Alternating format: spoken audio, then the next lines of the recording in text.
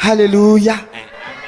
Je voudrais vous inviter à prendre Genèse chapitre 2 à partir du verset 18 et nous lisons.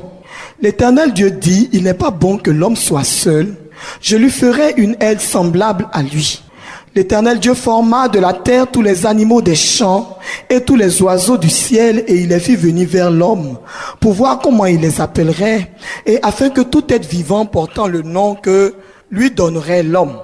Et l'homme donna des noms à tout le bétail, aux oiseaux du ciel et à tous les animaux des champs, mais pour l'homme, il ne trouva point d'aide semblable à lui. Alors l'Éternel Dieu fit tomber un profond sommeil sur l'homme qui s'endormit. Il prit une de ses côtes et referma la chair à sa place. L'Éternel Dieu forma une femme de la côte qu'il avait prise de l'homme et il l'amena vers l'homme. Et l'homme dit, voici cette fois celle qui est os de mes os et chair de ma chair. On l'appellera femme parce qu'elle a été prise de l'homme. C'est pourquoi l'homme quittera son père et sa mère et s'attachera à sa femme et ils deviendront une seule chair. L'homme et sa femme étaient tous deux nus et ils n'en avaient point honte. Parole du Seigneur notre Dieu. Je crois que ces couples, ces maris qui sont venus ce soir constituent des couples que Dieu va bénir d'une manière spéciale et particulière. Alléluia. Parce que nous sommes à ce séminaire, alléluia, pour appeler les femmes de ce pays, pour appeler les femmes de cette nation, pour appeler les femmes qui sont dans ce lieu à entrer dans le dessein de Dieu. Et je sais que lorsqu'une femme est bénie, alléluia, l'homme qui est dans sa vie est élevé, il est valorisé. Je sais que cet homme-là, alléluia, il est distingué parce que la parole de Dieu déclare, alléluia, que cet homme-là va siéger avec les anciens du pays, que cet homme-là sera considéré aux portes de la ville. Alléluia. Je le crois. Le texte que le Seigneur nous donne de partager en ce jour est le texte de la constitution du mariage. Dis amen. Et Dieu, à partir de ce texte-là, nous donne des informations, nous révèle des réalités. La première réalité, c'est que le mariage est une institution divine. Elle n'est pas l'expression de la main d'un homme. Elle n'est pas l'expression de la volonté d'un homme. Mais le mariage est une œuvre de Dieu. Parce que nulle part dans la parole il est écrit qu'Adam s'est tourné vers Dieu et qu'Adam a dit à Dieu, Seigneur, je veux une compagne. C'est Dieu dans sa préséance qui a constaté, qui a lu dans le cœur d'Adam. Il a senti qu'Adam avait une aspiration et Dieu a répondu à l'aspiration d'Adam en emmenant, en créant une femme. Amen. C'est Dieu qui a dit, il n'est pas bon que l'homme soit seul. Et ce même Dieu qui a initié le mariage ne peut pas ne pas être au centre du mariage. Imaginez un homme qui crée quelque chose et on dit que l'invention de cet homme porte une anomalie. De vous à moi, quelle est la personne la mieux indiquée pour trouver une solution à cette œuvre, sinon son créateur? Dieu ne saurait donc être mis hors du mariage, car Dieu est l'instigateur du mariage. En effet, c'est Dieu qui décide qu'Adam doit avoir une compagne. Il dit, je lui ferai une aide semblable à lui. Mais je me réjouis de ce que Dieu n'a pas pris la plante des pieds pour créer la femme, afin que la femme ne soit pas un marchepied ou un essuie-pied. Alléluia. Il n'a pas pris non plus la peau des fesses, de sorte que l'homme ne s'asseye pas sur la femme. Alléluia. Mais la Bible déclare que Dieu a pris la côte afin que la femme soit à côté de l'homme, qu'elle soit son vis-à-vis, elle soit à côté de lui. Alléluia. C'est lui également, Dieu, qui a conduit Ève vers Adam. C'est ce que nous dit la Bible. Le texte nous dit clairement ceci. Le texte dit, Dieu forma la femme de la côte d'Adam et il l'amena vers lui. Frère, je vais te dire quelque chose, ma soeur. Je vais te dire quelque chose. Si tu vis avec un homme, si tu es marié avec un homme, selon les principes de la parole de Dieu, je vais te dire quelque chose. Ce mariage n'est pas un hasard, c'est la volonté de Dieu. La Bible dit, rien n'arrive sans que l'Éternel Dieu ne l'ait décidé. C'est Dieu qui a permis que tu sois avec cette femme. Elle est donc le choix de Dieu pour toi. Je veux te dire quelque chose, ma soeur. Même si tes seins sont tombés, sont arrivés à destination, lui-même il a tété, les 4 enfants ont tété, les seins sont à destination, je vais te dire que c'est toi qui es la volonté de Dieu sur sa vie. Alléluia.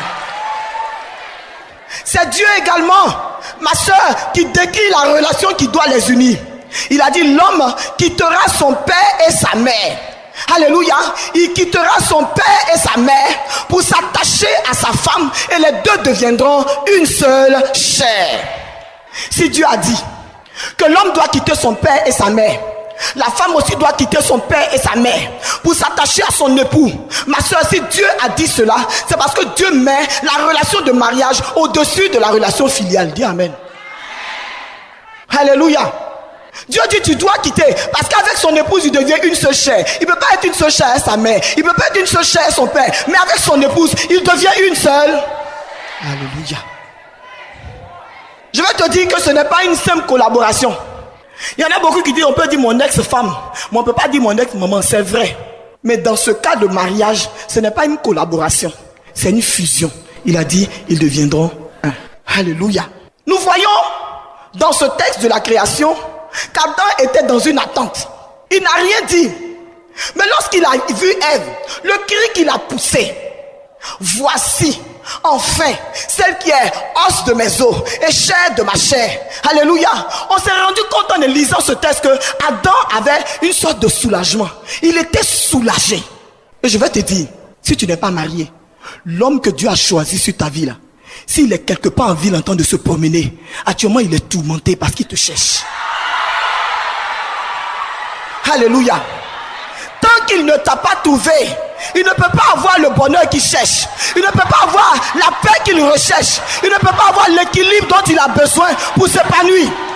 Je vais te dire, alléluia. De la même manière, lorsqu'on nous regarde, nous femmes, quand on n'est pas marié, on n'est pas épanoui. Tu la vois, elle est façon mointaine. Elle n'est pas bien. Mais lorsque la femme vit dans cette relation amoureuse, quand tu la vois, elle est toute pimpante, elle est belle, elle est heureuse, elle est joyeuse. Quand tu la regardes, comment tu vas ma chérie? Ça va très bien. Mais parce que, alléluia, Adam est à côté. Alléluia. Alléluia. Malheureusement, à la chute de l'homme, quelque chose s'est brisé. Le plan initial de Dieu a été dévié. Et le mariage est tombé sous la malédiction comme toute la création. Genèse 3,16 dit, Dieu dit à la femme, j'augmenterai la souffrance de tes grossesses. Tu enfanteras avec douleur et tes désirs te porteront vers ton mari. Mais il dominera sur toi. Alléluia. Je voudrais que tu te réalises, ma soeur, en ce jour, que cette parole était une parole de malédiction. C'était une malédiction. Car dans le plan initial de Dieu, la Bible déclare clairement qu'au commencement, Dieu fit l'homme, il le créa homme et femme. Alléluia. C'est le péché d'Ève qui a emmené Dieu à dire, désormais, tes désirs vont te porter vers ton mari, mais il va dominer sur toi. Alléluia. Je me réjouis aussi, chers sœurs, chers frères dans le Seigneur. Je me réjouis car Jésus-Christ de Nazareth est tombé, est parti à la croix. Alléluia. Jésus est monté sur le bois de la croix. La Bible déclare qu'il s'est fait malédiction afin que nous devenions bénédiction. Christ a brisé cette malédiction à la croix. Et je vais te dire quelque chose d'important. Il faut que tu le saches. Quand tu es chrétienne et que tu es, alléluia, dans la maison d'un homme, ma soeur, tu n'es pas un paillasson. Je vais te dire quelque chose, tu n'es pas inférieur. Mais la Bible déclare clairement qu'en Christ, il n'y a ni homme ni femme. Tous sont égaux devant le Seigneur. Alléluia. Jésus a pris nos malédictions. Il a pris la division qui est née de la chute.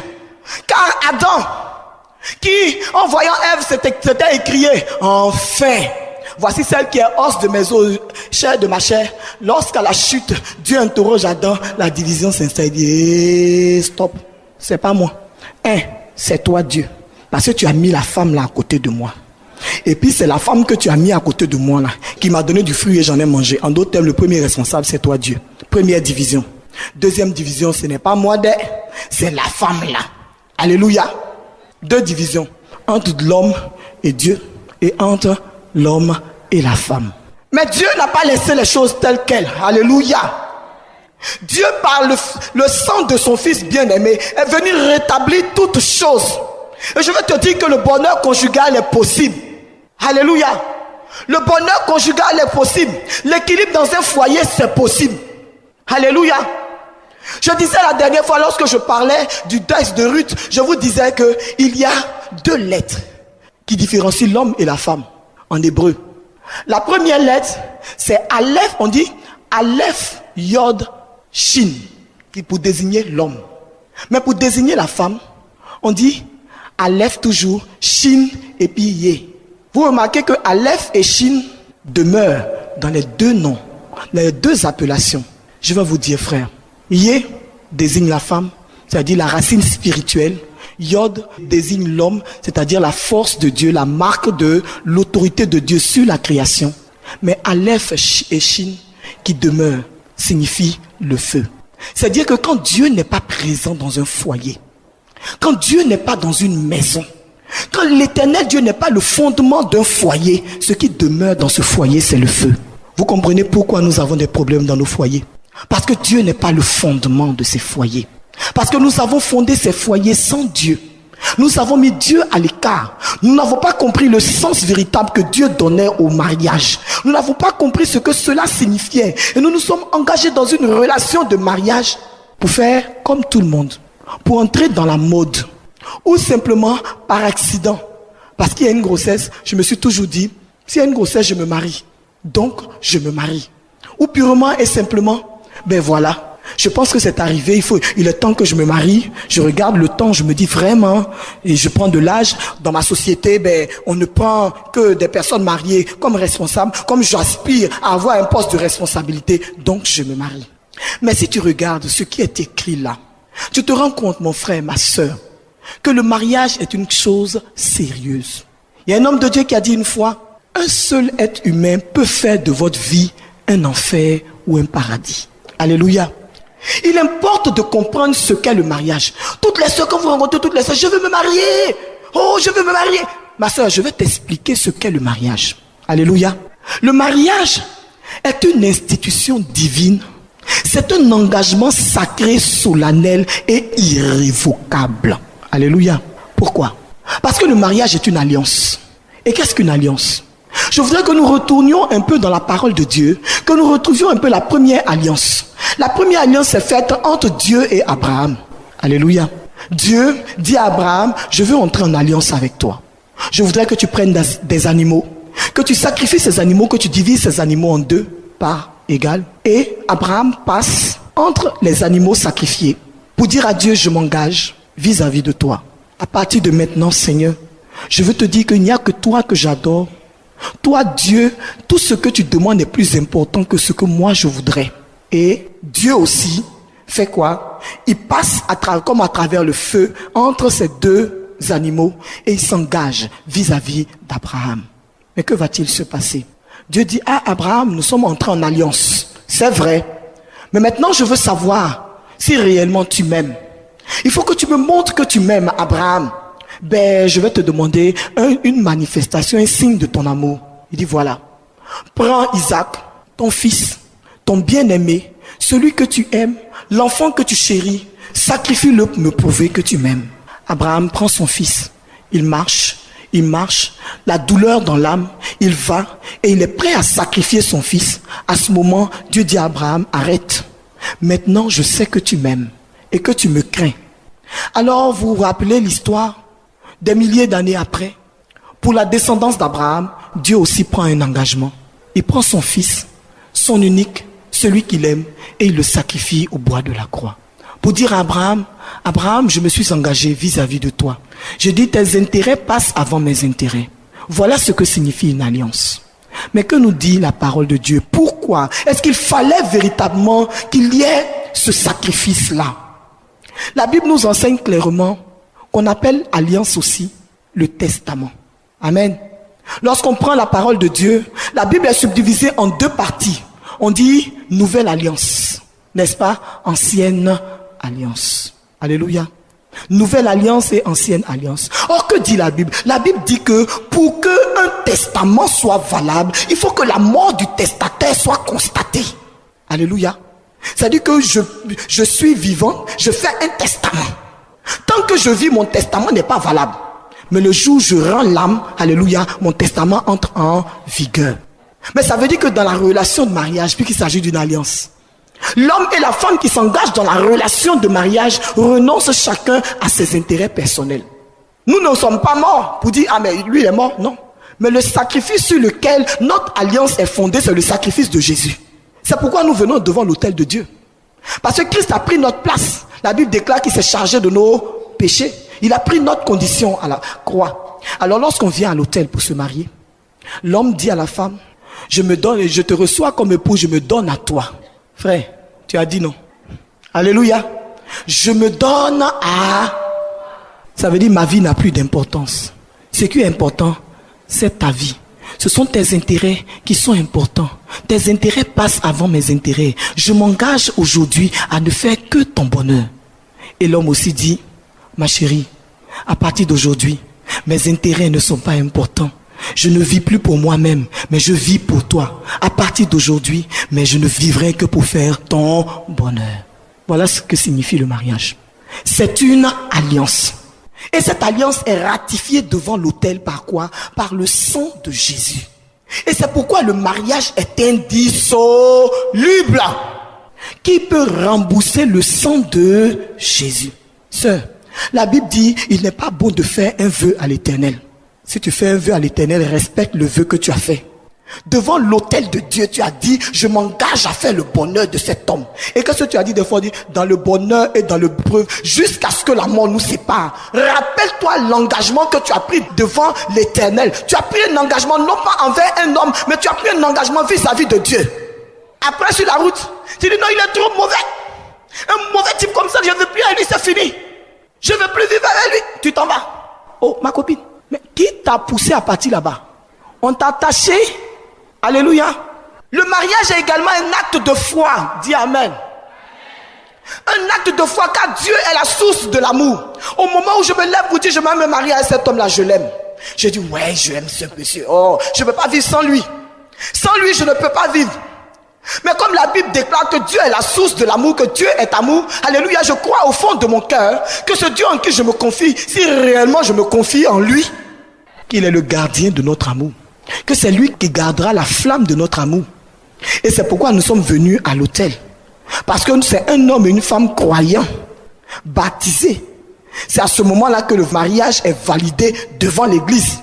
Sinon, lorsque c'est un homme et une femme qui ne sont pas mariés, on fait dispense. N'est-ce pas? Ça veut dire demain, on dit lui n'est pas croyant. Demain, s'il ne veut plus, là, il peut partir. Alléluia.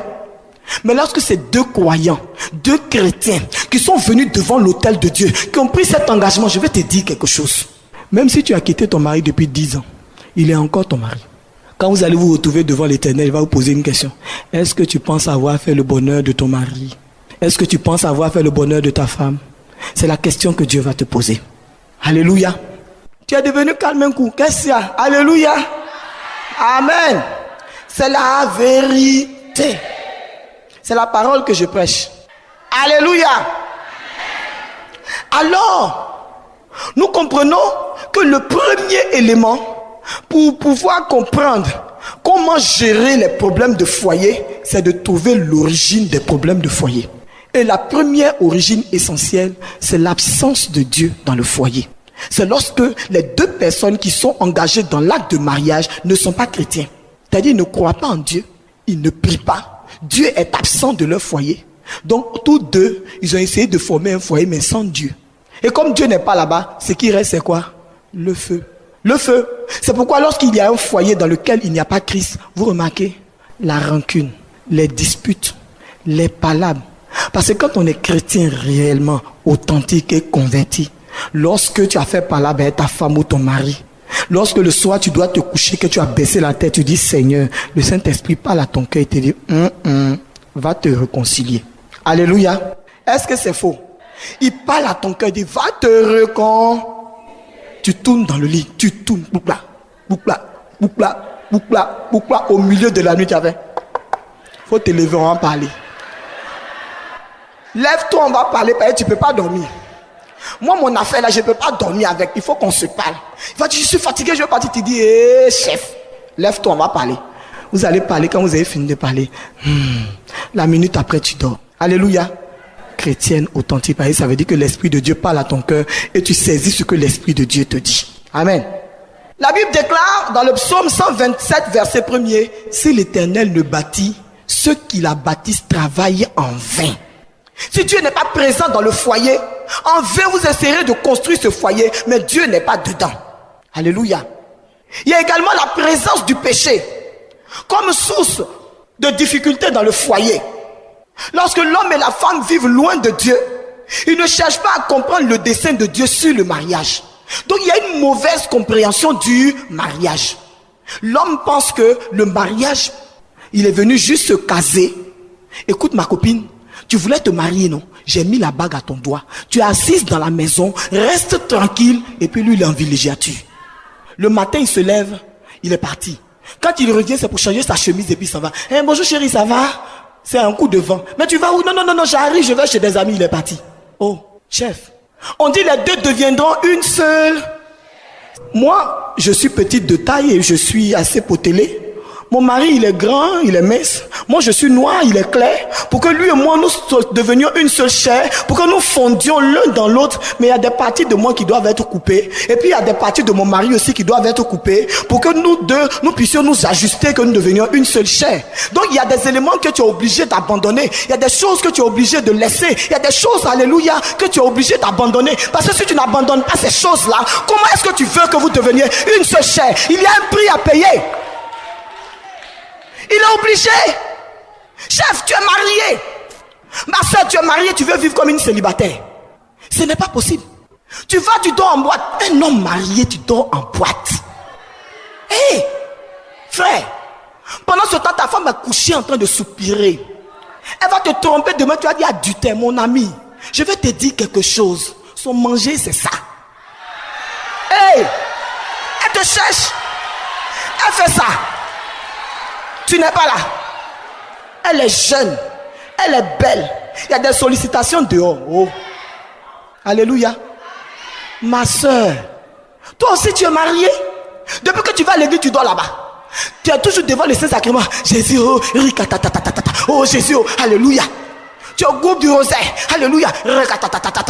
Tu es toujours couché là-bas. Ma copine, le gars à la maison, il est assis, il soupire. Hey, je me suis mariée pour être seule. Mais comment ça se fait? Mais elle est partie où? Où tu t'en vas? Tu as un groupe de copines. Et les copines ont fait quoi? On va au cinéma? Non chérie, excuse-moi, je vais avec les copines au cinéma. Vous êtes partis au cinéma? Non, je vais avec les copines à la piscine. Tu es parti à la piscine avec tes copines. Ma chérie, pendant qu'il est seul dans la maison, il tourne, il dit bon écoutez, je vais aller faire un petit tour. Je vais faire un petit tour. Mais quand il sort, s'il est à Daloa comme ça, il y a une petite antilope qui voit passer. Et tu vois l'antilope qui est en train de passer. Alléluia. Il voit la petite antilope, t'es marron, bonbon, chocolat praliné. Elle est belle comme ça, ventre bien plat. Tu la vois, alléluia. Un nombril dehors, avec un petit caleçon, un plume dehors. Hey! C'est comment? Ah. Alléluia. Quand on se marie, il y a un prix à payer. Il y a des choses à abandonner. Oh, pour la plupart, on se marie sans savoir ce que c'est que le mariage. Alors qu'est-ce qu'on fait? On utilise l'autre, son argent, sa position sociale, son corps. Et quand le profit n'existe plus, écoute, tu ne me sers plus de rien. Bonsoir. Alléluia. Et bien sûr, en plus de ça, écoute, si tu n'es pas heureuse, écoute, on divorce. Hein? Ok? On divorce. Oh, la Bible déclare, ils deviendront une seule chair. On ne respecte pas la loi de Dieu relative au mariage. Et c'est pourquoi les foyers connaissent des difficultés de tous ordres. Et nous allons essayer de répertorier ces difficultés. La première difficulté essentielle que l'on constate dans le problème du mariage, c'est le problème de communication, le problème de communion. Dieu a dit pourtant dans sa parole, il n'est pas bon que l'homme soit seul. Ça veut dire qu'un être humain a besoin de communiquer. Il a besoin de communier. Et ce besoin-là est essentiel dans le mariage. La raison essentielle du mariage, c'est véritablement le besoin de partager avec l'autre, de fraterniser. C'est pourquoi, lorsque Dieu a fini de créer Ève, il n'a pas fait hipi. Quand Ève est sortie, il a dit Adam, voilà. Et puis il a sauté sur un pied, je ventre à terre. Puis il a commencé à faire. C'est faux. Alléluia. Ève a été la compagne d'Adam avant de devenir son épouse. Alléluia. Elle a vécu avec Adam. Jusqu'à la chute, Adam n'avait pas connu Ève. Jusqu'à ce que le serpent vienne faire chuter Ève. Mais Adam n'avait pas encore connu Ève. Ils étaient ensemble, ils vivaient tranquillement, ils causaient, ils riaient. Ma copine, si ton chéri est là, dis-lui, nous devons fraterniser. Oh, nous devons fraterniser. Mais parle avec ta femme. C'est ta première amie. Alléluia. Parle avec ton mari, c'est ton premier ami. C'est avec lui que tu dois discuter. C'est avec lui que tu dois parler. Alléluia. C'est pourquoi il faut que tu comprennes, c'est essentiel. Amos 3:3 dit, 2 hommes marchent-ils ensemble sans être convenus? Ce n'est pas possible. L'union de 2 personnes repose toujours sur un consensus. Communiquer, c'est écouter l'autre. C'est le comprendre. Et c'est se faire comprendre. Écouter, comprendre. Et puis maintenant, se faire comprendre. 3 aspects. Il est nécessaire d'échanger, de se parler pour se comprendre. Et puis être amis. Ça veut dire apprécier la présence l'un de l'autre. Alléluia. S'écouter. Je me suis rendu compte que le gros problème des couples, c'est qu'ils ne s'écoutent pas. Ils s'entendent, mais ils ne s'écoutent pas. L'homme parle, il parle, il parle, il parle. La femme aussi parle, elle parle, mais ils ne s'écoutent pas. C'est pourquoi ils ne se comprennent pas. Ils ne s'écoutent pas. Pendant que l'homme parle, au lieu d'écouter ce que ton mari est en train de dire, ma soeur, tu es assise là et puis tu es en train de chercher les mots que tu vas lui dire et puis ça va lui faire mal. Tu dis celui-là, mais il ne paie rien pour attendre. Mais il n'a qu'à finir seulement. Et puis il va voir ce que je vais lui dire. Mais ce que je vais lui dire là, ça va casser son os. Tu veux le blesser même. Il ne sait pas que je l'ai vu, hein. Avec la fille, il ne sait pas que je l'ai vu, mais il n'a qu'à finir de parler. Il va savoir qui a mis l'eau dans le coco. Hey, alléluia. Il faut écouter. Pendant qu'il parle, que ton esprit soit attentif à ce qu'il est en train de dire. Écoute ce que ton mari dit. Écoute ce que ta femme est en train de dire. Pour comprendre la préoccupation de ta femme et la préoccupation de ton époux. Il faut que tu écoutes. Alors quand tu as écouté, tu peux mieux comprendre ce que ton mari ou ta femme voulait t'exprimer. Alors tu dis, d'accord, j'ai compris. Et à ce moment même, ne cherche pas d'abord à répondre. Essaie de mieux comprendre ce qu'il a voulu te dire. Alléluia. Tu as dit, non, tu dis quoi? C'est-à-dire qu'il y a eu telle chose, quoi pas. Et puis il t'explique encore, tu dis, d'accord. Tu t'assures que tu as bien compris. Alors quand tu as compris, tu peux maintenant lui donner la réponse. Et puis t'assurer que lui aussi il a bien compris. C'est pourquoi il existe les expressions du genre, c'est-à-dire que. Si tu ne sais pas. Les expressions c'est-à-dire que là, c'est-à-dire que ce que j'ai dit là, voilà ce que ça veut dire. Vous savez, mon mari est quelqu'un qui est très calme, il ne parle pas beaucoup. Mais vous savez que les gens qui ne parlent pas beaucoup, là, quand ils parlent là, ça fait mal. Alléluia. Et moi, quand mon mari parlait, les 3 premières années de notre mariage, quand il parle, c'est-à-dire que je suis aux aguets parce qu'il sait qu'il va m'envoyer une droite. Donc je suis déjà prête à parer. Quand il a dit, et en même temps, j'ai enflammé. Je réponds, j'ai dit, du tac au tac, en même temps. Et puis quand j'ai fini de répondre, je suis content. Il dit voilà, je lui ai envoyé la droite à la même hauteur, à la même douleur et à la même dimension de ce qu'il m'a dit. Parce que ça me faisait trop mal. Alléluia. Je réponds comme ça. Quand j'ai fini de répondre là, mon mari est tout le temps toujours en train de se plaindre. Tu ne me respectes pas. Quand je parle à toi, tu ne me respectes pas. Voilà ce comme tu es. Voilà comme tu es. Voilà comme tu es. Il parle. Tu ne me respectes pas. Et ça lui faisait mal. Je voyais qu'il bouillonnait. Il me dit, c'est parce que j'ai dit que je ne vais jamais te taper. Je te frappe, tu vas voir. Il dit, Alors j'ai commencé à me poser des questions. Et un jour, nous sommes partis à une assemblée de prière d'un homme de Dieu. C'était un authentique homme de Dieu. Je vous assure que ce jour-là, l'homme de Dieu n'a pas prêché sur le mariage. Au contraire, il a prêché sur les dons spirituels et leurs manifestations. Mais je vous assure que quand on sortait de là-bas, mais je vous assure que tout ce que l'homme de Dieu a dit là, sur le chemin, mais j'avais l'onction de Dieu me suivait et je vous assure que c'était la manière dont je parlais à mon mari là. C'est cette manière-là que Dieu me montrait. Je vous assure qu'on arrivait à la maison, je pleurais. Vous ne m'aidez pas. Vous ne m'aidez pas. Elle me dit, quoi? Que je dis, je ne sais pas. Mais le Seigneur me montre que je ne suis pas bien. Que je réponds trop mal à mon mari. Et elle a dit, aidez-moi. Et j'ai pleuré. Elles ont prié pour moi. Elles étaient toutes étonnées. Attends, aujourd'hui, on n'a pas parlé de mariage. Il y a quoi? C'était le Saint-Esprit qui était en train de faire son travail. Alors, qu'est-ce que j'ai fait? Je me suis pris une résolution vis-à-vis de Dieu. J'ai dit à Dieu, Seigneur, je ne veux plus répondre du tac au tac à mon mari. Quand il parlera, si ça me fait mal, je me tais, je quitte là. Et puis, j'attendrai un moment opportun pour lui parler. J'ai arrêté de lui parler du tac au tac et de lui répondre mal. Et puis, je me suis rendu compte, à plusieurs reprises, quand après, tranquillement, je lui disais, tu sais chérie, tout à l'heure, quand tu m'as parlé, vraiment, tu m'as mal parlé. Il dit, ah bon, je t'ai mal parlé. Il a dit quoi? Je lui ai dit, mais voilà ce que tu as dit. Voilà. Il dit, mais non, c'est pas ce que j'ai dit. J'ai dit, mais si, C'est ce que tu as dit. Et non, mais regarde les expressions que tu as utilisées. Et il finit de parler, il dit non, mais moi j'ai dit ça, voilà ce que je voulais dire. Je me suis rendu compte que 80% de nos disputes étaient des problèmes d'incompréhension. Parce que je vais vous dire, la parole dépasse toujours la pensée. Et le démon est très fort pour faire quoi? Pour attirer votre attention sur le petit mot, un tout petit mot. Il te dit, regarde comme il t'a parlé. Est-ce que tu vois un peu la partie là? Mais là, il t'a parlé mal. Hey, il t'a parlé trop mal. Alléluia. Et puis tu es fâché. Quand j'ai constaté cela, j'ai commencé à baisser le ton. Je me suis dit, j'ai dit, chérie, est-ce que tu sais que je me rends compte qu'on ne se comprend pas? Je me rends compte que quand je te parle là, quand tu me parles, tu utilises une expression, mais qui ne traduit pas ta pensée. Fais attention quand tu me parles parce que j'ai l'impression que ta parole dépasse ta pensée. Quand j'ai commencé à lui dire, c'est dit en bon, hein, il a commencé à faire plus attention. Les palabres ont disparu. C'est parti actuellement obladi oblada. Love me. On m'entend. Alléluia. Alléluia. Aujourd'hui, nous sommes des amis. Il apprécie ma présence et j'apprécie sa présence. Hier, mon mari est venu, il était assis derrière là-bas. J'étais ici, je n'étais plus là. Alléluia. Quand j'ai vu mon mari derrière, il dit, hey, mon chéri est arrivé, il est là. Alléluia. Il est arrivé, il était là, j'étais dans les vapes. Je suis sorti. Bonjour chéri, comment tu vas? Et j'étais contente. Mon bonheur était assuré. L'onction de Dieu s'est déversée sur ma vie comme ça. Parce qu'il était là. Alléluia.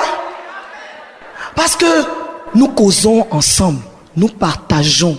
Nous parlons de tout. Et entre nous, il n'y a pas de sujet tabou. Alléluia. Parce que maintenant, je sais l'écouter. Parce que le Luc 8, 18 dit, prenez garde à la manière dont vous écoutez. Écoutez-vous avec patience. Et ne répondez pas du tac au tac. Évitez les disputes. Et surtout, des disputes devant une tierce personne. Même devant vos enfants, évitez les disputes. Parce que Matthieu 18, 15 dit, si ton frère a péché, va et reprends-le entre toi et lui.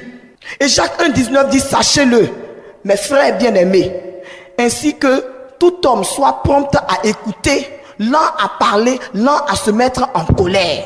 Donc il faut savoir se taire, et il faut savoir se soumettre. Surtout mes soeurs, sachez vous soumettre. Vous pouvez discuter bien avec votre mari sur un sujet particulier. Et vous vous rendez compte que votre mari, il ne veut pas écouter ce que vous lui dites. Laissez-le. Ok chérie, je pensais que je te donnais un conseil, je pense que c'était comme ça, mais comme tu penses autrement, ok allons-y, vas-y alors fais comme tu sens. Laissez-le. Quand il va aller se cogner la figure une fois, 2 fois, 3 fois, la prochaine, il va pas venir vous dire immédiatement sur le champ, chérie tu avais raison, hein. Il va venir, il va tourner, non, mon truc là ça n'a pas marché, tout ça il va tourner, et puis la 3e fois avant d'aller faire la chose, mais écoute chérie, qu'est-ce que tu penses de ça même? Et puis quand vous l'avez donné votre avis, bon je vais marcher sur ce que tu as dit, parce que vraiment la dernière fois là j'ai essayé, là ça n'a pas marché. Ma copine, c'est pas la peine de lui dire quand il était parlé, tu vas pas écouter là. C'est bien fait pour toi. Tu es parti te cogner la figure maintenant. C'est pas la peine. Il faut faire un bon usage de la parole. Quand vous parlez, il faut que ce soit pour construire et non pour détruire. Car Proverbe 18, 21 dit, la mort et la vie sont au pouvoir de la langue. Quiconque l'aime en mangera le fruit. Et Jacques 3, 2 dit, la langue aussi est un feu. C'est le monde de l'iniquité. La langue est placée parmi nos membres, souillant tout le corps et enflammant le cours de la vie, étant elle-même enflammée par la géhenne. La langue est dangereuse. Elle peut détruire un homme. Elle peut détruire un être humain. C'est un feu, la langue. Or, nous devons exercer auprès de nos maris un ministère d'encouragement.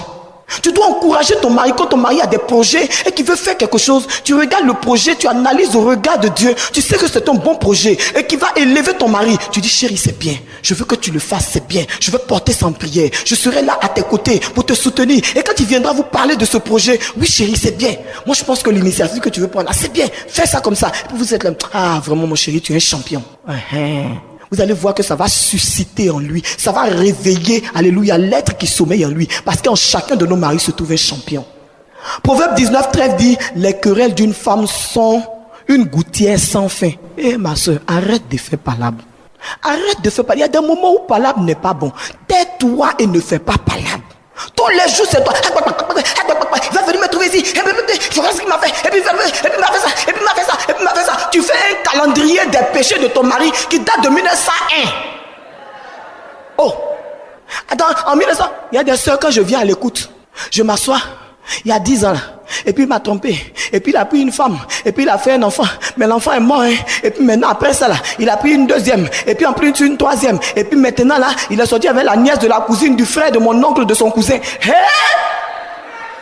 Depuis 50 ans, tu tiens un calendrier, ma soeur, tu vas mourir. Tu vas avoir le cancer. 10 ans de péché d'un individu, tu portes ça sur ton cœur. Tu es forte. Alléluia.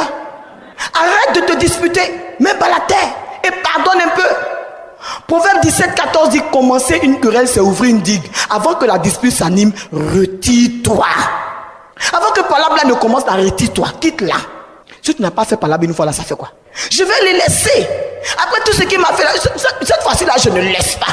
On va mourir ensemble. Ma chérie, il va te boxer. Le lendemain, ton œil sera gros comme ça. Et puis maintenant, tu vas, c'est pas la peine. Mais il y a un petit coin où tu peux l'attraper. Attends, ça vient. C'est là-bas, tu attends. Je n'ai pas dit de porter short pour dormir. Alléluia. Attention aux paroles qui sortent de nos lèvres. On ne parle pas pour blesser, mais on parle pour comprendre, pour se faire comprendre. S'assurer donc que tout ce qu'on dit, ce n'est pas pour détruire, mais c'est pour construire. Tu es dans la même barque que quelqu'un. Vous êtes assis dans la barque est en train de prendre de l'eau. On dit il faut enlever l'eau pour verser. Toi tu dis, c'est toi qui as creusé le trou. C'est toi qui... L'eau monte, tu dis, c'est toi qui as creusé le trou. Voilà, c'est toi qui as creusé le trou. Tu es en train de te battre, l'eau monte. Ma copine, je te dis, l'eau monte. L'eau monte. Tu ne vas pas lever l'eau pour verser, pour t'assurer que vous allez traverser pour arriver de l'autre côté. Ce qui t'inquiète là, c'est lui qui a percé le trou. Tu as vu non, il a percé. Il a percé et alors enlève l'eau, tu vas verser dehors. Sinon tu vas te noyer toi-même. Alléluia. Il faut contrôler nos bavardages et nos plaintes. Quand on doit parler à son mari, il ne faut pas chercher à avoir raison, mais il faut chercher à comprendre pour avancer. Tu es marié à l'église, tu ne vas pas partir. Ma copine, tu ne vas pas partir. Donc essaie d'arranger. Essayez de vous comprendre pour avancer. L'essentiel, ce n'est pas d'avoir raison. Si tu veux, même blackout sur ta raison et puis avance. C'est ça qui est important. Depuis que j'ai compris ça là, c'est fini. J'ai dit actuellement, c'est au bladi. Love me. M'entends. Tu ne fais pas palabre. Ce que tu veux, c'est trouver une solution au problème précis auquel vous êtes confrontés. Il ne faut pas être orgueilleuse. L'homme aussi, il ne faut pas être orgueilleux. Apprends à demander pardon un jour. Chérie, pardon, demande pardon un jour.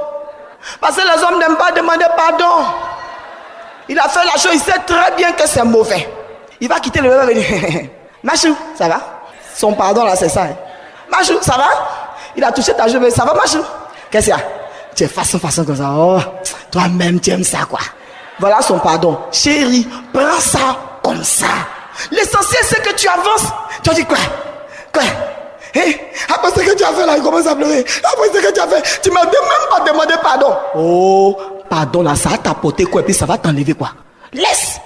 L'essentiel, c'est qu'il est revenu vers toi. Avance. Et Proverbe 13 dit, c'est seulement par orgueil qu'on excite les querelles, mais la sagesse est avec ceux qui écoutent les conseils. Et Proverbe 28, 13 dit, celui qui cache ses transgressions ne progresse point, mais celui qui les avoue et les délaisse obtient miséricorde.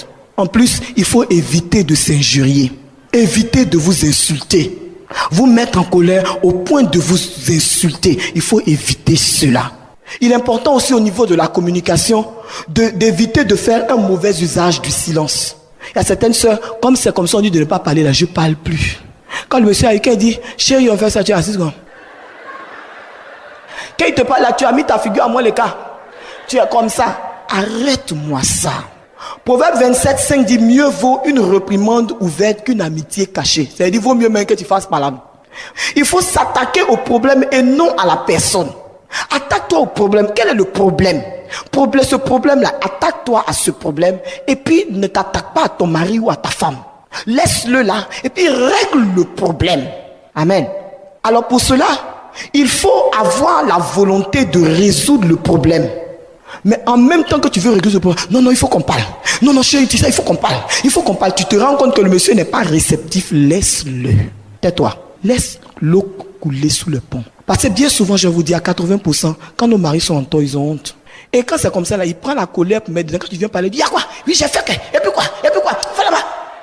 Ma chérie, il t'a insulté, puis ça va te faire encore plus mal. Mais quand tu te rends compte qu'il n'a pas envie de discuter, quand tu dis, il veut parler, tu dis, je n'ai pas le temps. Je veux pas, ne parle plus. Laisse. Ça va mettre le temps que ça va mettre. Au bout d'une semaine, tu vas voir que quand tu vas venir parler, parce que ma chérie, dans tous les cas, il va revenir au petit coin. Quand il arrive au petit coin, tu ne parles pas, il ne faut pas dire à ce moment, je ne veux pas. Et puis tu as porté jogging pour dormir. Non. À ce moment, ma chérie, tu t'occupes de lui. Quand tu as fini de t'occuper de lui, au moment où vous êtes tranquille, le repos du guerrier, c'est à ce moment-là, tu dis, maintenant, chérie. Dès qu'il a fini, dors. Et réveille-le. Il ne peut pas dormir en même temps. Aïe. Il ne faut pas attendre qu'il dorme. Quand il a fini là, en même temps, vous êtes encore dans les bras l'un de l'autre. Tu dis, bon chérie, ça va, bon écoute, je voulais qu'on parle un peu. Il va t'écouter. Alléluia. Il faut attaquer donc le problème au bon moment. Et il faut éviter les tabous, s'il vous plaît. Je vous en supplie, mes sœurs. Il faut éviter les tabous. Il faut être franc l'un avec l'autre. Parce que c'est la franchise qui sera la base de votre communion et de votre unité. Si vous n'êtes pas franc l'un avec l'autre, ça ne va pas. Ma chérie, quand tu te rends compte que tu as déconné, là, tu dis vraiment, chérie, excuse-moi, mais j'ai déconné. Là, vraiment, l'argent qu'on a gardé là-bas, il dit, je ne voulais pas, j'ai pris l'argent, là, j'ai dépensé. Il faut être franche. Quand tu es franc, il est fâché, hein, mais parce que tu lui as dit, il accueille mieux. Mais quand tu ne dis rien, puis il découvre. Ah putain. Mais là, pas là, bon même. Ça va très mal. Il faut éviter de parler des tabous. Il faut être franc, il faut pouvoir parler de vos finances. Chérie, voilà ce qu'il y a des hommes et des femmes qui sont mariés. Le monsieur ne sait pas combien sa femme gagne et la femme ne sait pas combien son mari gagne. Hey, pour vous là, c'est comment? Ah, il faut que vous soyez franc, que vous puissiez partager. Ah chérie, vraiment, voilà ce que je gagne. Lui aussi, il sait combien tu gagnes. Écoute chérie, bon, à la fin du mois, voilà ce que je fais, voilà ce que je fais, voilà ce que je fais. Votre mari aussi, vous allez vous rendre compte que quand vous allez commencer à être comme cela avec lui, lui aussi va commencer à s'ouvrir. Mais si vous vous fermez, il ne pourra pas s'ouvrir et vous ne saurez jamais ce qu'il fait de son argent. Il va avoir 50 maîtresses dehors. Il va les entretenir, prendre une maison, villa, avec tout dedans, tu ne sauras pas. Or, si tu lui dis, tu t'ouvres à lui, et que lui aussi s'ouvre à toi, tu sais combien il gagne. À partir de là, s'il est dans la difficulté financière, tu sais qu'il est dans la difficulté financière. Tu vas commencer à lui demander, mais chérie, qu'est-ce qui se passe? Ce mois-ci quand même, à la fin du mois, tu as été payé, voilà les charges de la maison qu'on a eu à faire. Mais tu te rends compte très vite qu'il y a un problème, alors tu peux chercher une solution à ton problème. Mais si tu ne parles pas, tu ne pourras pas trouver la solution à ton problème. Il faut pouvoir parler aussi de notre sexualité. C'est très important. Parce qu'on se marie aussi pour la sexualité. Or, la plupart du temps, nos sœurs ont de ces fausses pudeurs, mais ça peut me tuer. Ton chéri avec lequel tu fais la chose là, il vient s'asseoir avec toi pour te parler de ce que vous avez fait ensemble. Eh chérie, toi aussi, il faut laisser ça. Tu veux parler de ça? Moi, je n'aime pas qu'on parle. Ma chérie, si tu n'as pas parlé avec lui, comment il va te dire que quand tu fais comme ça là, ça lui fait bien? Il faut que vous puissiez parler de ces choses librement. Et cela nous emmène à aborder le deuxième point de problème dans les foyers, le problème de la sexualité. Lorsque nous prenons 1 Corinthiens 7, à partir du verset 2 à 3, il est écrit toutefois, pour éviter l'impudicité, que chacun ait sa femme et que chaque femme ait son mari, que le mari rende à sa femme ce qu'il lui doit et que la femme agisse de même envers son mari. La femme n'a pas autorité sur son propre corps, mais c'est le mari. Et pareillement, le mari n'a pas autorité sur son propre corps, mais c'est la femme. Ne vous privez point l'un de l'autre, si ce n'est d'un commun accord, afin de vaquer à la prière, puis retourner ensemble de peur que Satan ne vous tente par votre incontinence. Sœur, c'est à toi que je veux m'adresser ce soir. Tu es toujours fatigué. Quand il arrive, tu dis, je suis fatigué. Il faut me laisser dormir. C'est vrai que bien souvent, nous sommes fatigués parce que qu'est-ce que nous faisons? Nous travaillons. Nous venons à la maison, il faut voir un peu ce qui se passe à la maison.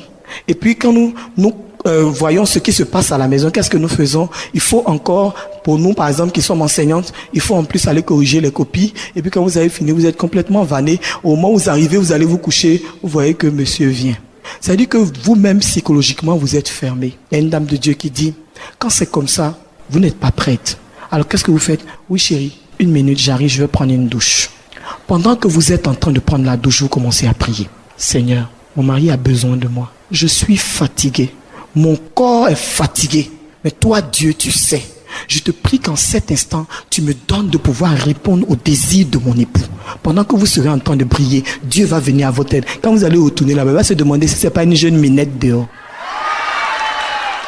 Alléluia. Il va se poser des questions. Il faut que vous puissiez être en prière, que vous puissiez demander au Seigneur de vous aider. Alléluia. Amen. Parce que ma copine, je vais te dire, si tu ne fais pas avec lui, il va aller faire dehors. Et quand il va aller faire dehors, la soeur Charlotte, hier en parlant, vous a dénoncé ce que les jeunes filles dehors font. Ventre dehors, fesses dehors, caleçon un plume dehors là. C'est comme ça, c'est qu'elles font. Elles ont des petits comprimés qu'on appelle ministres. Un villa, il y a voiture, il y a billet d'avion.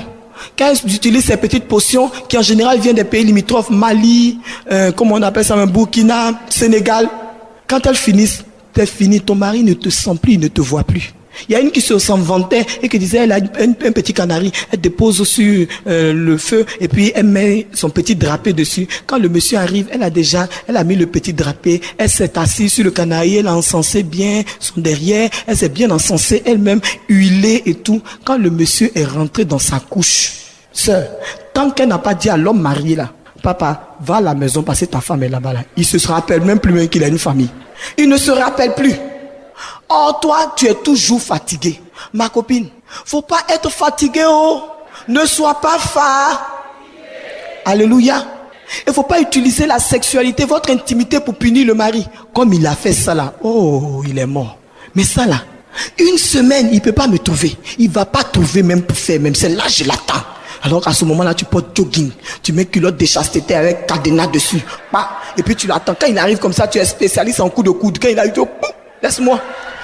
Laisse-moi tranquille là. Et puis tu le chasses, ma copine. Faut pas faire ça. C'est pas bon. Amen. La Bible dit que la seule raison pour laquelle tu peux te refuser à ton mari, c'est véritablement pour vaquer à la prière. Et c'est d'un commun accord. Ça veut dire que tu as dit à ton mari, chérie, tu sais, ces derniers temps, je pense qu'à la maison, on a des petites difficultés. Je veux prendre 3 jours de jeûne. Je vais jeûner pour ce problème-là. Il sait que tu es en train de jeûner pour vous. À ce moment-là, il accepte de consentir ce sacrifice-là pour que tu puisses prier et jeûner. Mais c'est pas pour cette raison-là. Ta fatigue de tous les jours, là, ma copine, arrange-toi, gère ça, vois comment tu veux. Mais fais en sorte que ton mari puisse avoir accès à toi quand il te désire. Amen. Et puis, comme je disais, il faut éviter les fausses pudeurs. Alléluia. J'aurais bien aimé pouvoir développer entièrement. Je pense qu'on va faire une session spéciale pour les femmes où on va parler de la sexualité dans le couple. Et je pense qu'on aura l'occasion vraiment de débattre de certaines choses, de toucher certains points. Amen. Je voudrais vraiment parler de cela. C'est-à-dire que cette fausse pudeur, on a des sœurs qui sont là. Ton mari vient, chérie, mais déshabille-toi. Pourquoi? Et puis tu tires le pagne sur toi.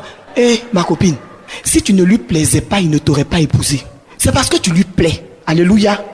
Qu'il t'a épousé. La Bible dit clairement dans Genèse chapitre 2 à partir du verset 25, il est écrit que Adam et Ève étaient nus devant l'un et l'autre et ils n'en avaient point honte. Toi tu as honte de ton mari. Attends, si tu as honte de ton mari, de qui tu vas avoir? Attends, non, franchement, avec qui tu vas te sentir à l'aise? Celui avec lequel tu dois être une seule chair. Il faut que tu saches au contraire que ton mari prend un plaisir véritable à te regarder, à t'observer, à voir ta nudité et que ça lui plaît. C'est pour ça qu'il veut te voir. Même au moment où tu es là, quand il tire le pain, tu dis, mettons la couverture sur nous. Ma copine, enlève la couverture. Ne fatigue pas les gens. Alléluia. Alléluia. En plus, fausse pudeur. Toi, tu es toujours en bas. Monsieur dit, non, chérie, tu sais, moi, j'aime bien quand tu passes en haut. Moi, je ne sais pas passer en haut. J'ai honte. Moi, ma chérie, la minette, là, elle passe en haut, elle fait des acrobaties. Toi, tu es assise là, tu es en train de soupirer. Je veux pas. Tu veux pas. Et j'ai dit, elle a fait des acrobaties. Elle fait jusqu'à... Elle plus même dans son oreille. Tu vas rester là, assois-toi. Alléluia. Assois-toi. Et c'est ce qui explique l'infidélité conjugale. Maintenant, quand ton mari s'en va, tu pleures. Tu viens trouver les sœurs, priez pour moi. Priez pour moi. Le monsieur là, il veut même plus me toucher. Ma copine, quand il vient avec toi, toi tu es couché gbada. Et puis maintenant, quand il arrive de l'autre côté là, oh, la petite lui montre que la vie est belle. Donc quand il sort de là-bas, il dit, ouais. Non, la petite là, non, elle va me rendre dingue. Non, elle va me rendre dingue. Ma copine, je vais te dire quelque chose. Ce n'est pas le monde qui vient dans l'église, je vais te dire. Ne te choque pas de ça, mais c'est la vérité. Et tu dois comprendre qu'une femme, ça doit séduire son mari, surtout dans l'intimité. Je dis, je prêche contre le string qui est porté n'importe comment. Nous, on a des fesses comme ça. Tu t'en vas porter string, tu mets un pantalon tremblant. Et puis quand tu marches, tes fesses, tout. Ça, c'est pas bon. Ce n'est pas bon. Mais tes charmes appartiennent à ton époux. Si tu achètes un string avec plume pour porter dans l'intimité à ton époux, ma chérie, je t'encourage. Parce que je dis, là, c'est là que Dieu t'attend. Alléluia. Parce que là, tu dois porter le string là-bas. Alléluia. Tu mets le string, car ça, je te donne l'astuce. S'il y a longtemps, il ne t'a pas touché, tu portes le string. Ce soir même, tu vas t'acheter un nouveau string. Quand tu as porté le string là, je vais te donner une astuce. Achète-toi une pommade, une huile, les essences naturelles là. Ma chérie, tu te scies le corps de la tête aux pieds. Quand il rentre dans la chambre, tu as porté une petite nuisette. Et puis quand tu passes comme ça, quand il te regarde, hey, c'est une fée. Tu dis, c'est pas une fée, chérie, c'est moi. Alléluia. Tu dis, chérie, c'est moi. Oh. Il va dire, mais qu'est-ce qui se passe? Tu dis, mon chéri, c'est moi. Ne t'en fais pas, c'est moi. Alléluia. J'ai dit, dans l'intimité, tu as le droit de gâter sa tête. Tue-le. Alléluia. Alléluia. Amen. Il est dans la maison, tu as porté la petite nuisette, il fait comme s'il ne te voit pas. Dès qu'il rentre dans ta chambre, la chambre, tu fais, est-ce que tu bien mettre, tu te tournes quand tu dis, il va chercher, qu'est-ce qu'il dit? Je cherche ma chaussure. Il n'y a rien à faire, la chaussure sera retrouvée. Alléluia. Alléluia. Lorsque nous prenons Cantique des Cantiques au chapitre 4, verset 9, il est écrit, Alléluia. Tu me ravis le cœur, ma soeur, ma fiancée. Tu me ravis le cœur par l'un de tes regards, par l'un des colliers de ton cou. Alléluia. Le monsieur de Cantique des Cantiques, chapitre 6, verset 5 dit, détourne de moi tes yeux, car ils me troublent. Un seul regard de cette femme réussissait à troubler ce monsieur au plus profond de lui. Cela nous parle de la sensualité. Dieu n'est pas contre la sensualité. Il dit c'est la sensualité vis-à-vis de mari d'autrui là. C'est ça qui est mauvais. Et c'est ce que nous déplorons. Parce que la sensualité qui se promène sur le goudron là, ça on ne veut pas. Fesses dehors, ventre dehors, sein dehors, poils pubiens dehors. C'est ça qu'on ne veut pas. Mais vous exposez vos charmes sur le goudron. En d'autres termes, clients, venez, il y a marchandise. Venez, oh, venez, il y a marchandise. Oh, Dieu ne veut pas de ça. Mais dans l'intimité de ta maison, avec ton époux, ma soeur, c'est normal que tu sois sensuel avec ton époux. C'est normal que tu saches charmer ton époux. C'est normal.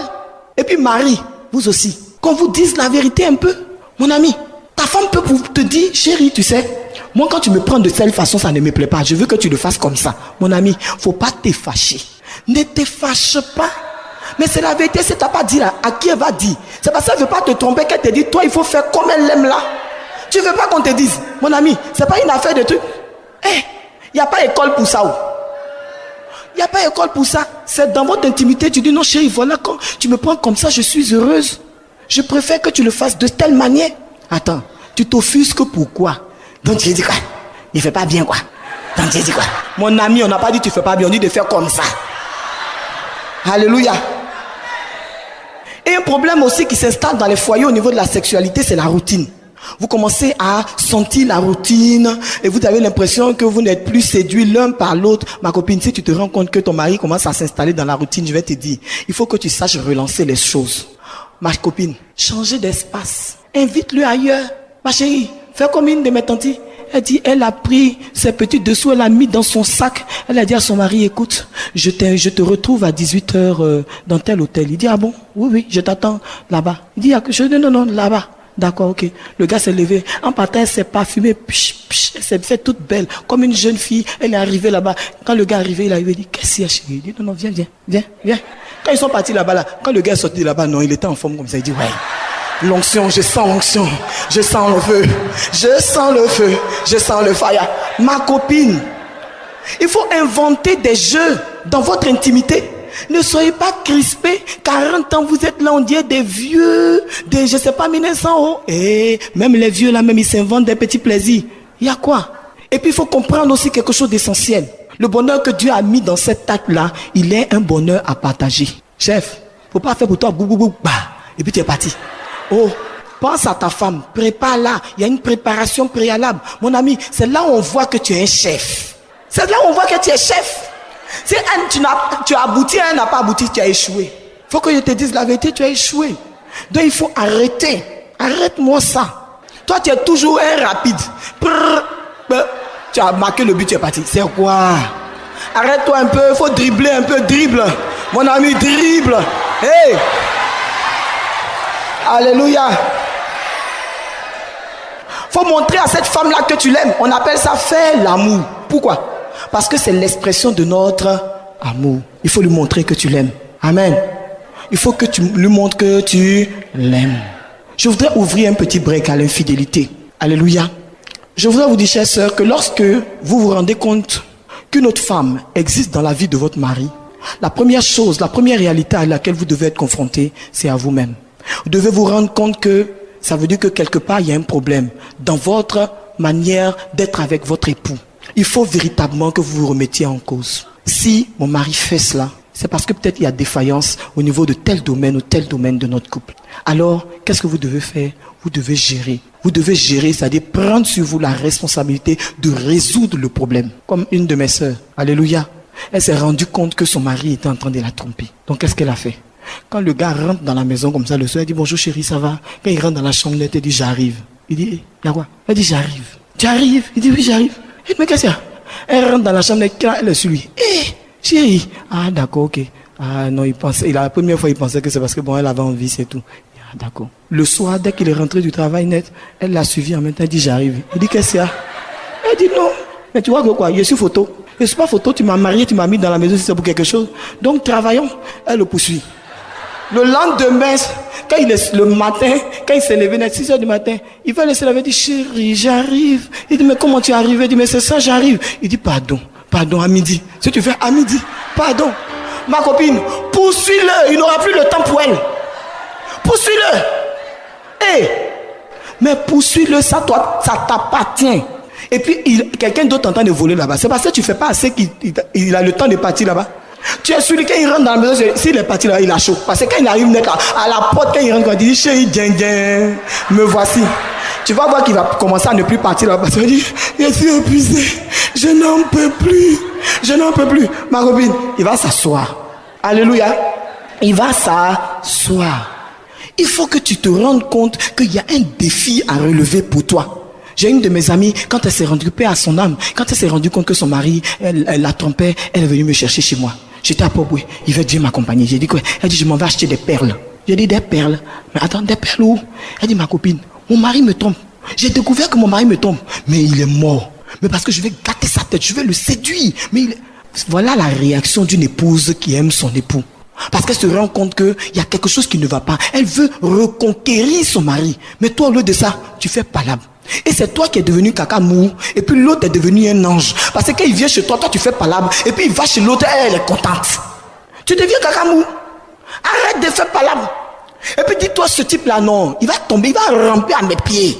Oh, je l'attends au petit coin. C'est à ce moment, ma chérie, les anciennes phases même que tu ne te rappelais plus là, révise-les. Alléluia. Révise les phases. Quand ils sont de là, il dit, mais attends, qu'est-ce que ce papa? Et là, à ce moment, il commence à se poser des questions. Il dit, celle-là. Mais de toute façon, la phase qu'elle a faite aujourd'hui, là, j'ai l'impression qu'il doit y avoir quelqu'un. Il y a une chose dont les hommes infidèles ont horreur. C'est de sentir que leurs épouses leur échappent. Ça là, quand ils entendent ça, ils tremblent comme ça, ils veulent mourir. Tu me trompes. Mon ami, donc tromper là, ça fait mal. Alléluia.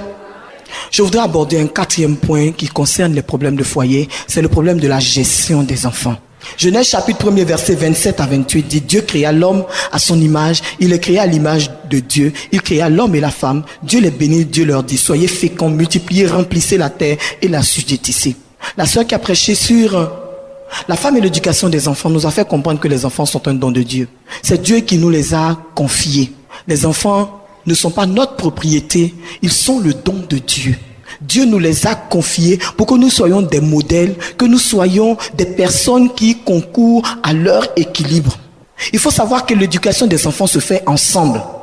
Ça veut dire qu'il y a des points sur l'éducation des enfants dont il ne faut pas parler comme ça, dehors, devant l'enfant, et en faire des sujets de dispute. Au contraire, il faut que vous vous asseyez ensemble, dans l'intimité de votre chambre, dans la prière, que vous fassiez des plans pour vos enfants. Il faut que les enfants soient éduqués ensemble. Il faut éviter de se disputer devant les enfants. Il faut éviter les disputes, surtout si l'éducation des enfants en leur présence. Parce que cela nuit à l'autorité de l'un ou de l'autre.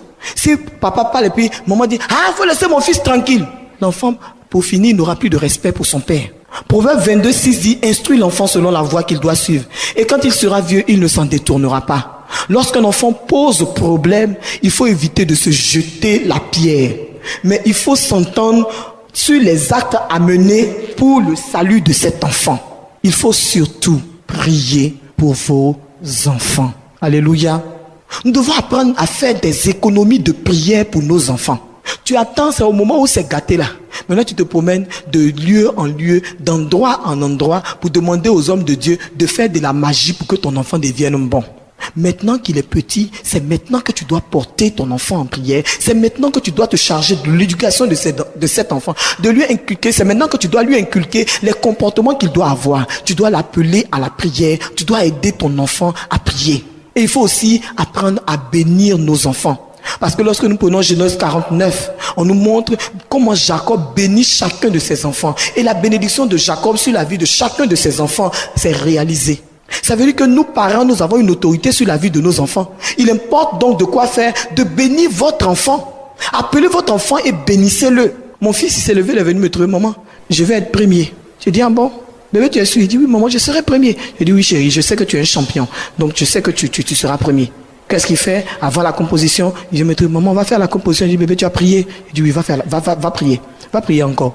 Il va prier. Il vient dire, maman, j'ai prié. J'ai dit, tu as bien travaillé, tu as étudié? Il dit, oui, j'ai étudié. Le lendemain matin, je vais dans sa chambre, bébé. Comment? Il est à genoux. Il est en train de prier.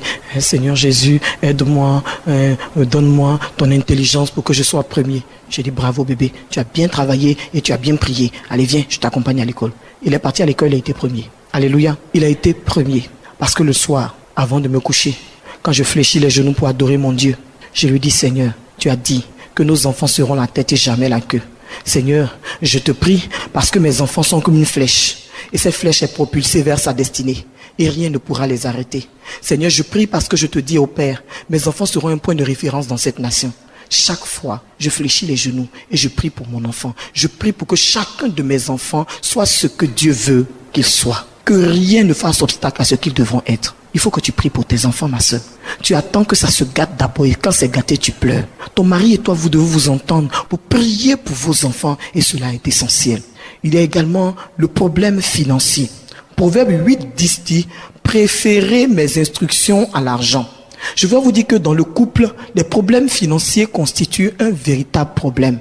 Il faut que l'homme et la femme sachent clairement que lorsqu'on vient se marier, c'est pas pour profiter de l'argent de l'un ou de l'autre, mais c'est pour construire ensemble le foyer. Ecclésiaste 5:9-10 dit « Qui aime l'argent n'est pas rassasié de l'argent ». Et c'est vrai. Parce que les femmes en général qui sont dépensières, qui aiment l'argent, quand le monsieur donne l'argent avant la fin de la semaine, l'argent est fini. Maintenant, chérie, donne-moi. Et puis, donne-moi encore. Et puis, donne-moi encore. Et puis, donne-moi encore. Nous exaspérons nos maris en le faisant. Ce n'est pas ce que Dieu nous a demandé. 1 Timothée 6 dit, l'argent, l'amour de l'argent est la racine de tous les maux. Alléluia.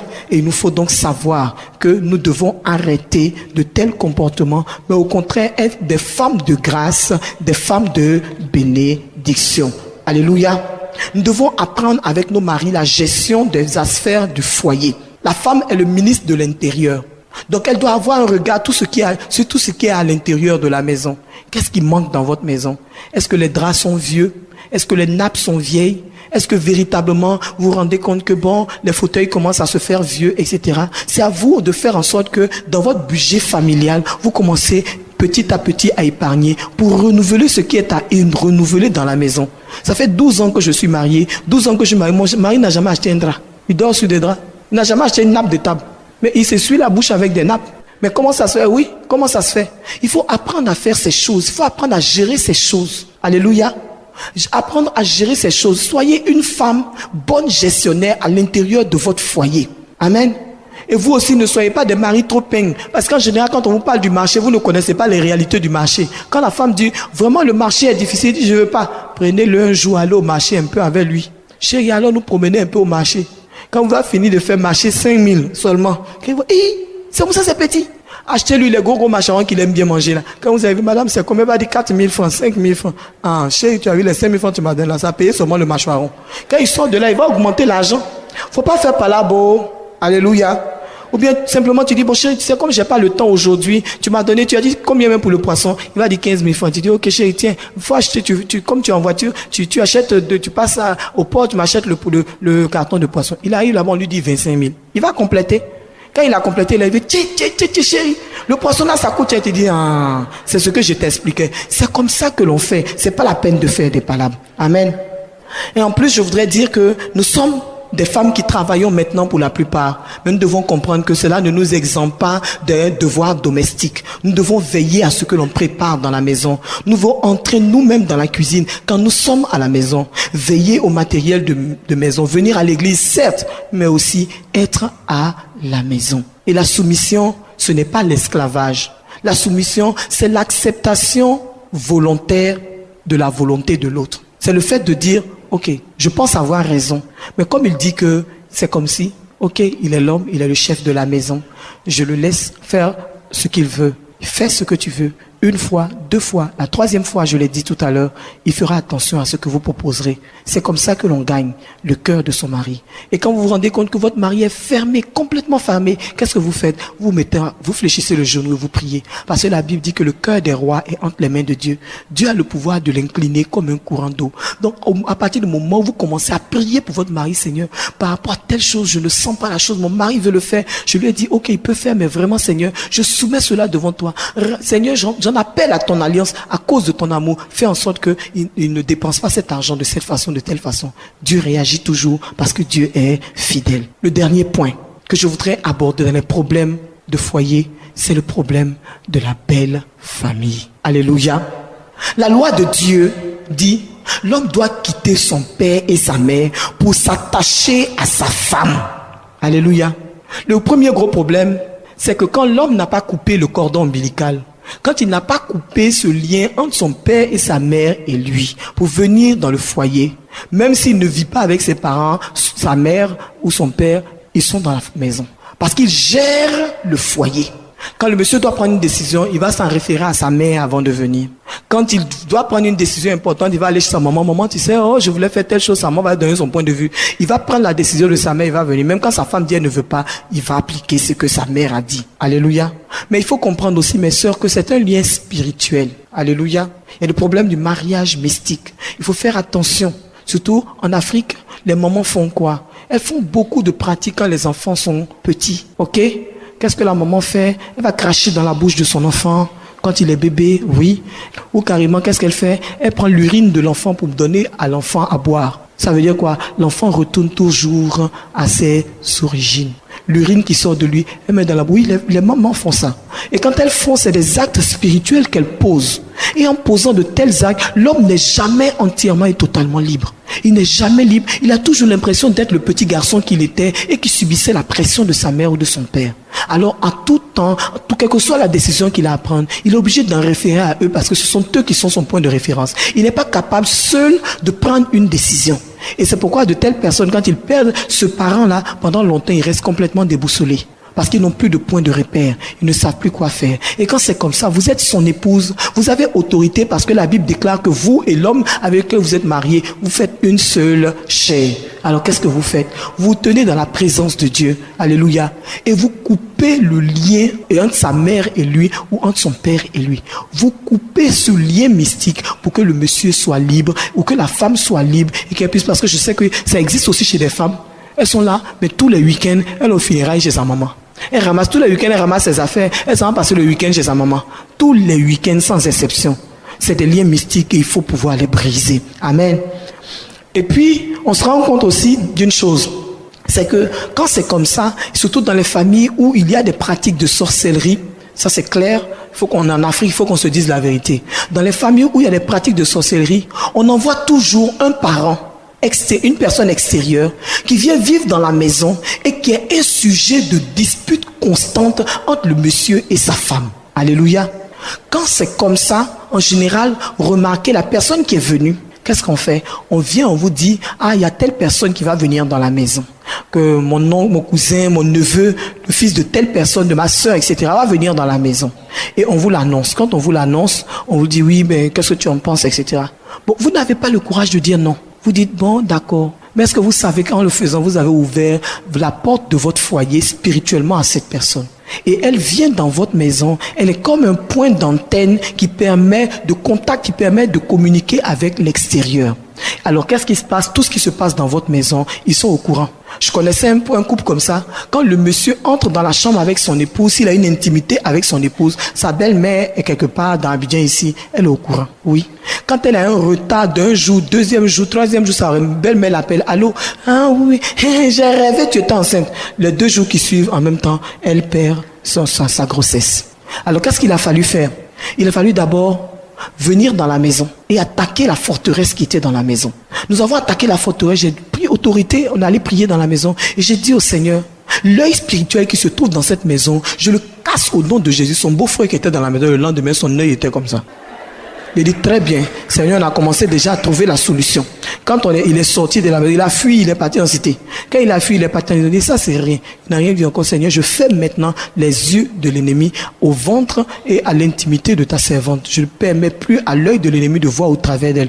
Elle était enceinte, elle avait peut-être 8 mois quand sa belle-mère a su qu'elle était enceinte. Alors que jusqu'alors, tout le temps, à peine rentrée dans la chambre avec son époux, que déjà, ils étaient informés de ce qui se passait dans la maison. Alors quand c'est comme ça, la personne qui est dans cette maison, il faut pouvoir la faire sortir de la maison. Dieu n'a dit dans aucun verset de la Bible, c'est pas écrit. Dans aucun verset, tu dois vivre avec ton père, ta mère, ou bien ton épouse, avec tous tes petits frères et sœurs. À moins que charitablement, l'épouse accepte. Parce que par exemple, vous êtes orphelin. Ça, c'est la charité chrétienne. On est d'accord? Dieu n'a pas dit de chasser des orphelins. Il dit au contraire de s'en occuper. S'ils sont orphelins, dans des situations extrêmes de ce genre, je pense qu'il est bon de pratiquer la charité. Mais lorsque ces éléments menacent votre foyer, ma sœur, vous avez le droit de vous lever et de dire non. Il faut arrêter. Vous avez le droit de vous lever et de faire en sorte que la personne qui constitue le point de blocage dans votre foyer sorte du foyer pour que vous puissiez avoir la paix dans ce foyer. Alléluia. Problème également important, c'est le problème, je disais toujours, des rapports avec les parents de votre mari ou de votre épouse. Parce que quand c'est comme ça, c'est délicat. Si vous parlez mal à votre belle-mère, on dit vous l'avez insulté. Si vous parlez mal à votre beau-père, on dit vous l'avez insulté. Et ça devient difficile parce que le mari ou la femme se retrouve dans une situation assez difficile. D'un côté, il a son épouse qu'il aime bien et de l'autre côté, il a sa mère aussi qui dit oui, moi ta femme m'a insulté, elle a fait ci, elle a fait ça. Donc première précaution, évitez de répondre au mari, au père ou à la mère de votre belle-mère, de votre femme ou de votre mari. Arrêtez. Ne leur dites rien, ne dites rien.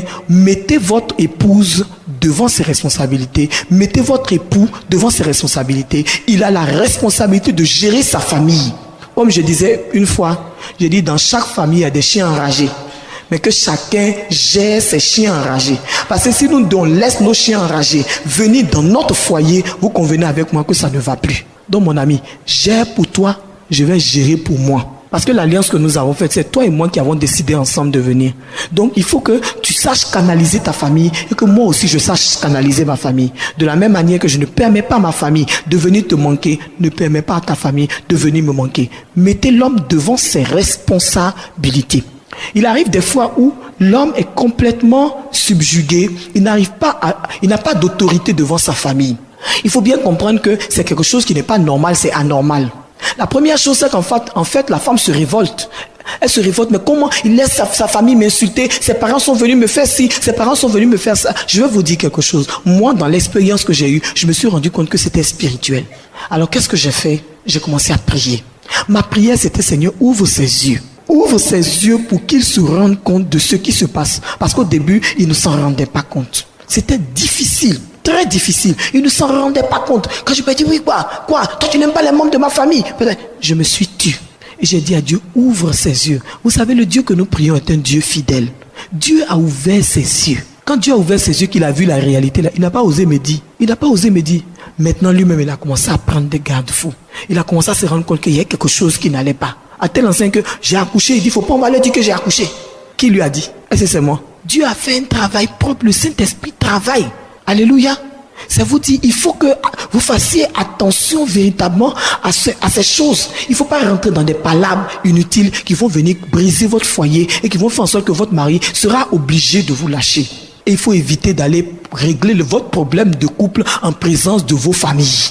Parce que quand vous allez régler le problème de couple en présence de vos familles, qu'est-ce qui se passe? Chaque parent prend position. Mais elle a insulté mon frère.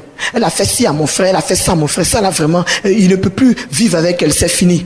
Même s'il vous aime, il sera obligé à cause de sa famille de vous lâcher. Si votre père se rend compte, par exemple, votre mari vous a battu, il a fait ci, il a fait ça, et puis devant tout le monde, le père se sent humilié, il est venu vous chercher pour partir. Viens, on va partir, et puis il est venu te chercher, tu es parti. Ma copine, pour revenir, c'est dur maintenant. Parce que même quand le chéri est passé te voir au bureau 3 fois, 4 fois, il dit, chéri, tu me demandes pardon, j'aurais pas dû te frapper, etc. Il t'a demandé pardon, c'est entre toi et lui. Mais entre temps, le papa est là. Il faut gérer le papa. Alors que le papa arrive, quand on arrive chez le papa, qu'on vient lui dire, je veux pas. Il a maltraité ma fille. Ma fille a du prix à mes yeux. Mais c'est vrai, sa fille a du prix à ses yeux. Réellement, il ne veut pas. Et cela pose d'énormes problèmes. Gérez vos problèmes de foyer vous-même. Je pense que j'ai prêché beaucoup sur le combat spirituel dans le couple. C'est pour ça que je n'entre pas dans les menus détails vraiment du combat spirituel dans le couple. Parce qu'il y a des cassettes qui existent d'ailleurs sur le combat spirituel dans le couple que vous pouvez avoir à la table de presse. Aujourd'hui, mon propos, c'est la gestion des problèmes de foyer. J'ai essayé d'ébaucher un peu certains points parce que je pense que ces problèmes-là sont importants. Ma prière, c'est que Dieu touche chacun de vous et que dans les différents domaines qui ont été abordés, si vous rencontrez une difficulté, que cette difficulté-là trouve dans la parole de Dieu qui donne la vie une solution. Amen.